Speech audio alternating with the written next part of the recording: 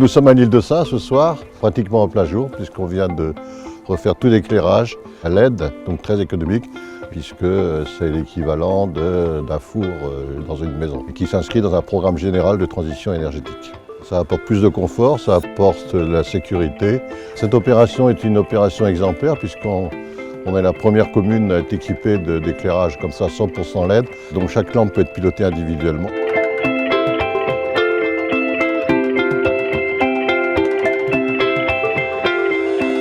Le SDEF est autorité concédante sur la distribution électrique, donc sur la plupart des communes du Finistère. En compétence optionnelle, il s'occupe de l'éclairage public à la demande des communes. Donc l'Île-de-Saint a confié cette compétence au SDEF. Et depuis plusieurs années, ils avaient déjà une réflexion concernant justement la maîtrise de la demande de l'énergie sur l'île, compte tenu que c'est une île et que la production d'électricité elle est générée par des groupes électrogènes, donc avec des coûts relativement importants. Donc la décision de la commune de s'équiper en éclairage public performant a démarré par une volonté du conseil municipal qui avait également constaté la vétusté de son matériel.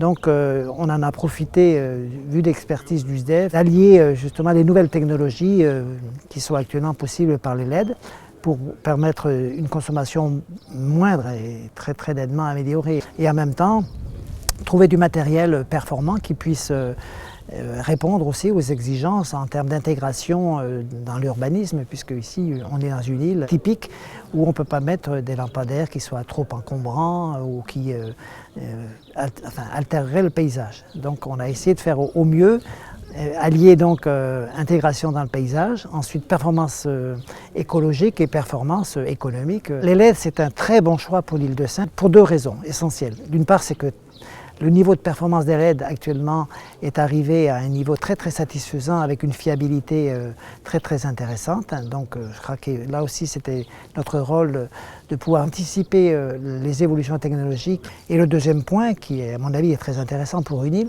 c'est qu'on réduit quand même par 6 la consommation énergétique. L'éclairage public contribue justement à cette réduction de consommation d'énergie fossile.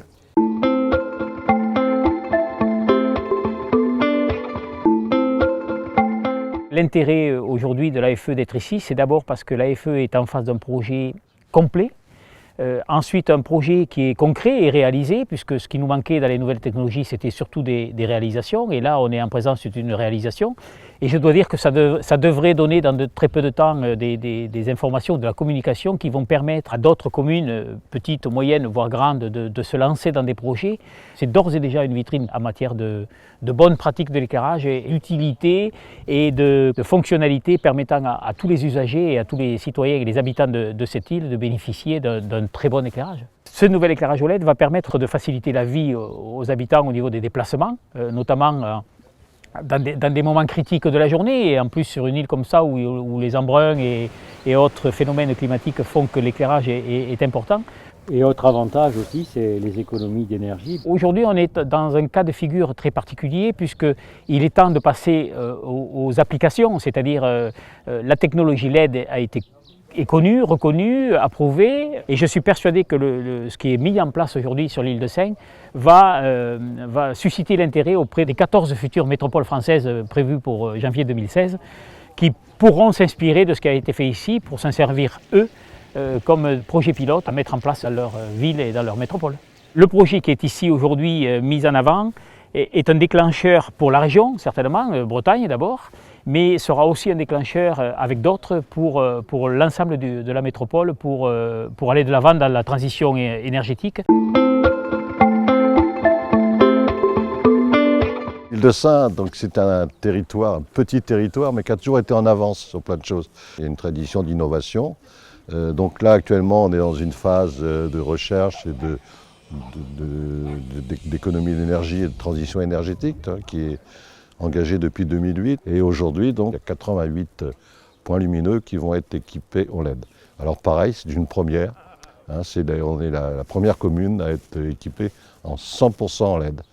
Alors il y a toujours cette volonté d'être à l'avance, de rechercher des solutions à nos problèmes énergétiques, puisqu'on sait qu'on brûle du fioul et on souhaite diminuer au maximum ça. Que ça apportera aux habitants, je crois que déjà on le mesure, parce qu'il y a à peu près la moitié du chantier qui est terminé. Et moi je connais des gens qui se relèvent la nuit pour voir les éclairages, parce qu'on a un éclairage qui est chaud, qui est agréable, qui met en valeur les façades, etc.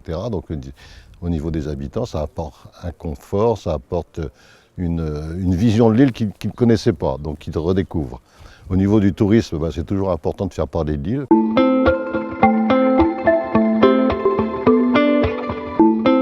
C'est une nouvelle étape dans la transition énergétique engagée à l'île de Sein depuis 2005. L'île de Sein, depuis 10 ans, est pionnière en matière d'économie d'énergie. Plusieurs étapes se sont succédées et celle-ci est une étape remarquable puisque ça en fait une île pionnière sur un autre plan qui est celui d'un éclairage 100% LED qui n'existe nulle part ailleurs. Concrètement, c'est 16 500 tonnes de fioul économisées par année, 40 tonnes de CO2, 4% d'économie d'énergie. Vous voyez, c'est un résultat non négligeable dans le bilan énergétique de l'île.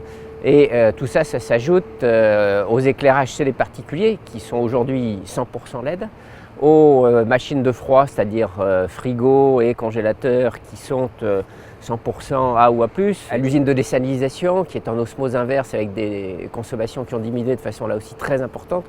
Donc on est sans doute sur un des territoires dans lesquels l'ensemble des solutions d'économie d'énergie est le plus complet avec les résultats les plus remarquables puisque en 2 étapes, on va faire plus de 25% d'économie d'énergie, 15% ont déjà été engrangés depuis 5 ans et là on va engranger une nouvelle étape à 15% d'économie d'énergie supplémentaire. C'est bon pour l'environnement en général, puis c'est bon évidemment pour la facture puisqu'on diminue les consommations de chacun.